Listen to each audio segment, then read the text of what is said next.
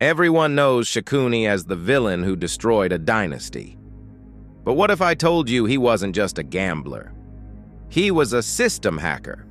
Long before the first arrow was shot at Kurukshetra, the war had already been won. Not with weapons, but with words. Shakuni didn't just play a game of dice. He played a game of psychological warfare so advanced that even the wisest kings of Bharatvarsha couldn't see the trap until it was too late. While the warriors were practicing their archery, Shakuni was practicing the art of breaking the human spirit. Today, we decode the Shakuni Gambit. We're going beyond the surface to explore the trauma that created a monster, the dark psychology he used to gaslight an empire, and the strategic lessons you can use to spot a Shakuni in your own life today. Let's dive into the mind of history's most dangerous mastermind. To understand the manipulator, you must first understand his pain. In psychology, we know that monsters aren't born. They are built from the ruins of injustice. According to several regional retellings like the Sarala Mahabharata, Shakuni's revenge wasn't random or born of simple greed.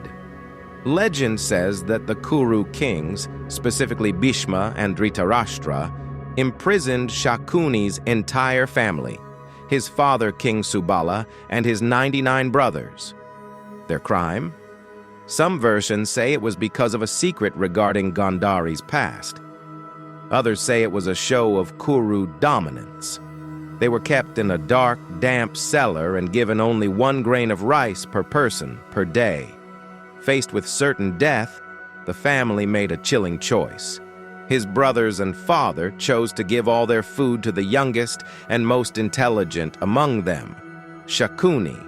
They starved so he could survive. They died so he could remember. Imagine the psychological weight of that. Every breath Shakuni took was a debt to 99 dead men.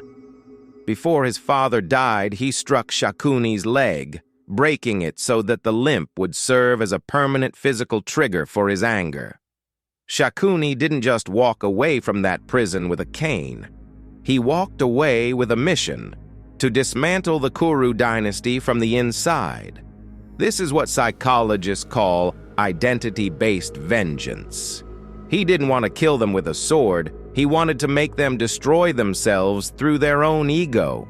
So how did he do it?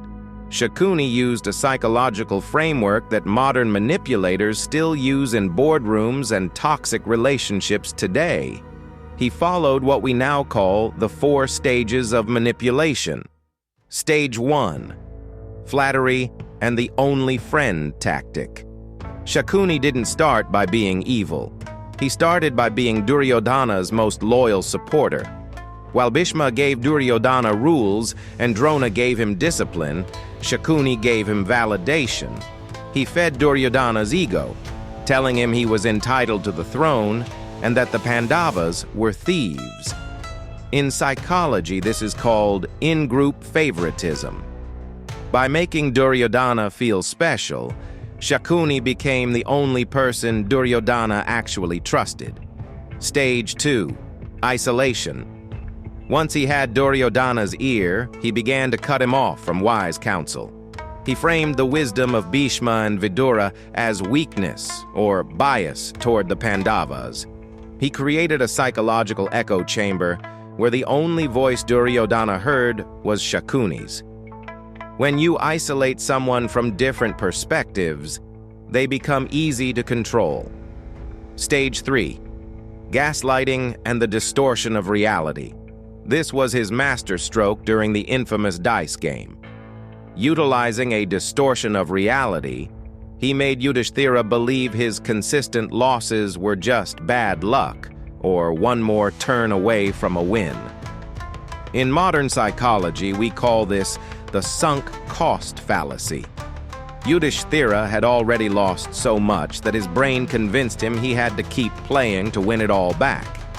Shakuni didn't just win the kingdom, he made the king of Dharma doubt his own judgment and sanity.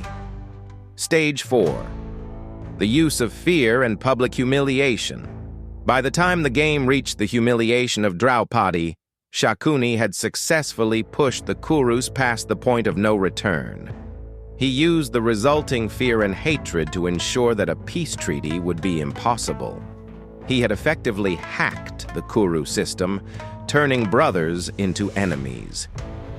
Beyond psychology, Shakuni was a master of what Kautilya would later codify in the Arthashastra as Dvaidhibhava, the double policy.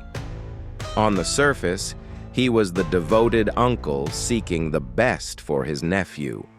Beneath the surface, he was a saboteur. He understood the mandala theory perfectly, that your immediate neighbor is often your natural enemy. He used the Kuru's internal greed as his primary weapon. He understood that you don't need 1,000,000 soldiers to destroy an empire. You only need to exploit one obsession. For Duryodhana, that obsession was envy. For Yudhishthira, it was a misplaced sense of honor in a rigged game. Let's talk about the dice. Whether they were made of his father's bones or were just expertly weighted, the truth is that the dice were just the interface. The real game was being played inside Yudhishthira's mind. Shakuni knew that Yudhishthira had a secret weakness for gambling, a cognitive blind spot. A master strategist doesn't attack your strength. They wait for your addiction to do the work for them. So what is the mythic mindset lesson here for our modern lives?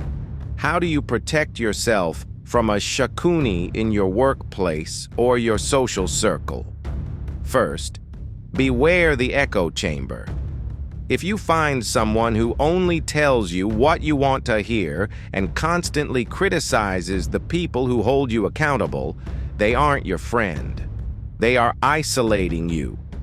True loyalty includes the courage to tell you when you are wrong. Second, recognize the gambler's trap.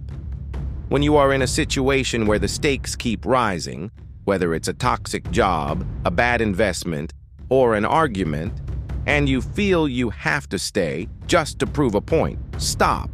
That is exactly when the manipulator has won. The only way to win a rigged game is to refuse to play it.